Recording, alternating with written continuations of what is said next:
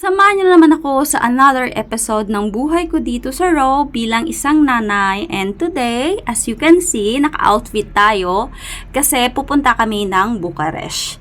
Dadalawin kasi namin yung kaibigan ng aking Jusawa at ito pala yung aming mga dadalhin.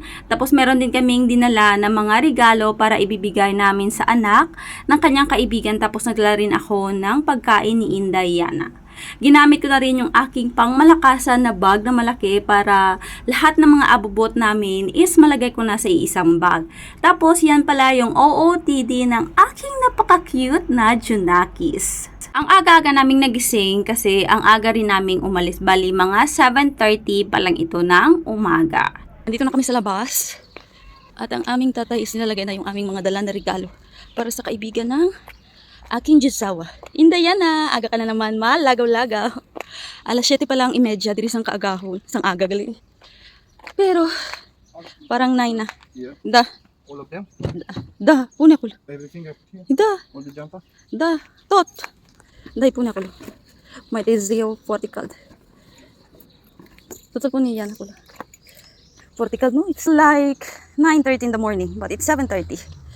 Bump your head in this, Yana. Gata? Sutul, look! Look! Yana! Yana! Look! She know how to sit na sutul. Hey, Bun, Mami! Ay, bravo lang, Mami Bun! Nakasakay na kami sa aming sasakyan at yung kinakain pala ng aking Junakis is mar or apple. Alam niyo naman na nagsisimula ng kumain yung aking Junakis kaya nagdadala na talaga ako ng kanyang mga pagkain. At dahil gutom na rin yung mami at wala akong dalang pagkain para sa akin, kaya kinain ko na yung dinala kong biscuits na supposed to be dapat is para sa aking anak.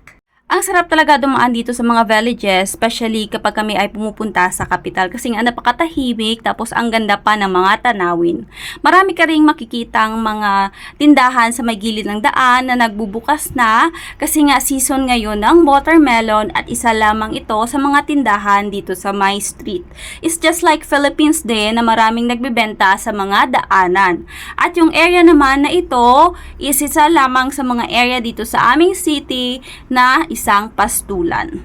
Ng mga iba't ibang uri ng mga hayop, nandito na pala tayo sa may main road papunta ng kapital at dahil nga mabilis magpatakbo yung aking asawa, kaya malapit-lapit na tayo sa may bukana ng kapital. And charan! Nandito na tayo sa may bukana ng kapital. It's because sa sign ng bridge na ito. Matagal-tagal na rin na hindi kami nakapunta dito sa may Bucharest or the capital of Romania dahil nga naging busy kami at meron na kasi kaming Junakis. Pero before, nung wala pa kaming Junakis, palagi talaga kaming pumupunta dito para lang mag-roaming around. Dahil nandito na tayo sa may capital, so obviously makakaranas talaga tayo ng traffic. It's just like Manila din.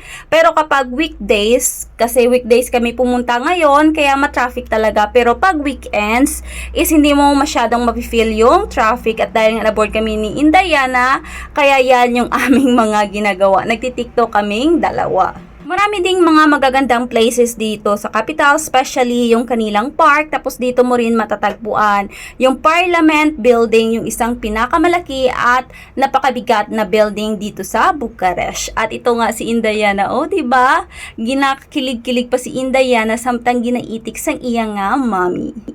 Bago pala kami pupunta doon sa place ng kaibigan ng aking Jusawa, isadaan muna kami sa kanyang university before or university kasi nag-aral dito ng psychology yung aking asawa at kukunin niya yung kanyang diploma.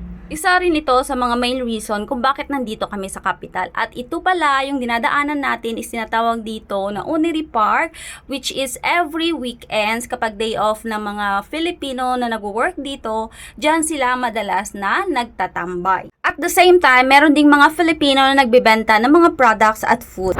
Nandito na kami sa Bucharest and Inday Yana Chefach. Ka-pretty naman sa akin nga bata. Dumaan muna kami dito sa may school ng aking asawa kung saan siya nag-aral ng kanyang psychology. Kasi kukuha siya ng kanyang diploma. So kami ni Inday Yana, hindi na kami sasama doon sa may loob. Dito na lang kami sa may parking area.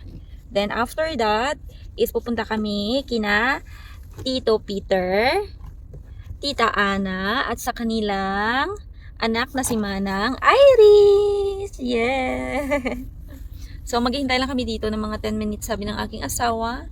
Then, we will go. And grabe talaga yung traffic dito pagdating sa Bucharest, especially na weekdays. Pero pag weekends, is hindi talaga masyadong matraffic kasi mostly ng mga tao pumupunta sa village para mag-barbecue or mag-family bonding sila doon. So, the good thing lang, hindi masyadong umiyak ang aking Junaki. Nagstay lang pala kami dito sa university ng aking asawa ng mga 30 minutes kasi medyo matagal yung pagkukuha niya ng kanyang diploma. Then after that is tumawag na siya sa kanyang friend para naman malaman namin kung nasaan yung kanilang address. Yung address kasi nila is medyo malayo-layo dito sa my center, nasa ibayo pa sila ng part ng Bucharest.